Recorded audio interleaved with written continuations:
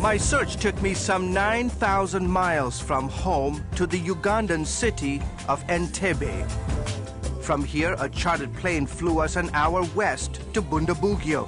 The place was so remote, we had to land on a grass runway.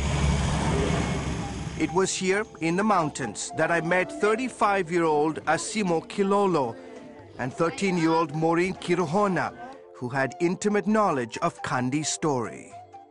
I just cried when I heard her story. Do you fear that you could become like the girl in Kande's story? Yes, I'm afraid of being alone.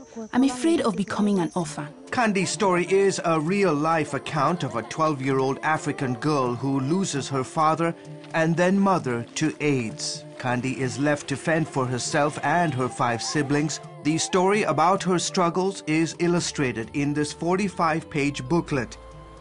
Nothing fancy about the book, yet her story has touched countless people living with or affected by HIV/AIDS. Are you afraid of dying? No, but I'm worried about my family. Just like in Kande's story, when the father died, the family suffered.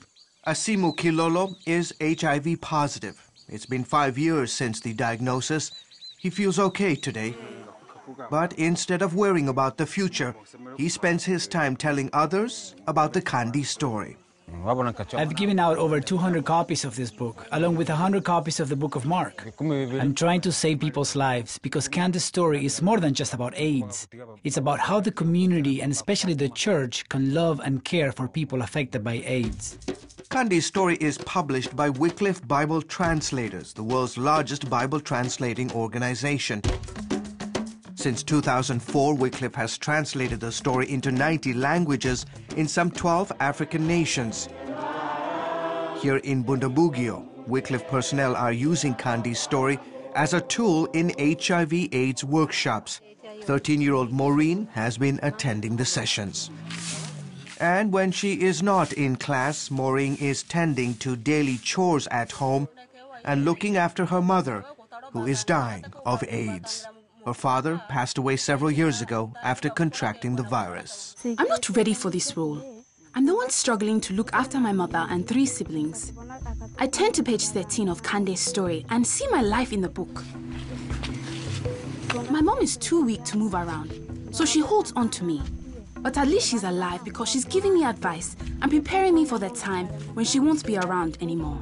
I know they're going to be orphans, but I'm telling them to trust in the Lord. I know that He will take care of them. The mom is especially proud of Maureen, who is learning to read and write, thanks to Wycliffe's literacy programs. This brings me so much joy, especially knowing that she's learning to read parts of the Bible in our language. Mind you, translating the Bible into the Bwizi language has not been easy. Those living in this village have never had a written language. It was years and years of just working out the orthography. How are they going to represent the 3 different B sounds, you know, hard B, soft B, and the implosive B. But I think it has really borne fruit. As of this year, Wycliffe has translated more than 60% of the New Testament. Verifying scriptural accuracy is so key to the whole process of Bible translation, and that is why Wycliffe translators take a very long time, a very painstaking process of making sure that what they're translating is accurate. But Bible translation is only part of the solution. It's certainly about transformation for eternity, but it's also about transformation here and now because they see so many people who have quality of life here and now, because not only because of the translated scriptures, but because of the access to information and education. And that includes health issues like HIV/AIDS education, malaria education, clean water. All of those things, we have this privilege of translating materials so that people have better understanding. Back at the workshop, Maureen and Asimo are trying to take it all in. A group of men and women perform a musical skit about staying pure before marriage and staying faithful to your spouse.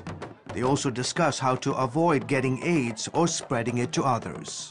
Our people need this information. I'm going to take what I learned here and share it with others. I love people, and I have a responsibility to help my fellow men stay alive and be healthy. If I ever get the chance to go to college, I want to become a nurse or a teacher. I want to educate people about this disease. That's what Kande did when she grew up. She told others about God and how to stay safe. George Thomas, CBN News, Bundabugyo, Uganda.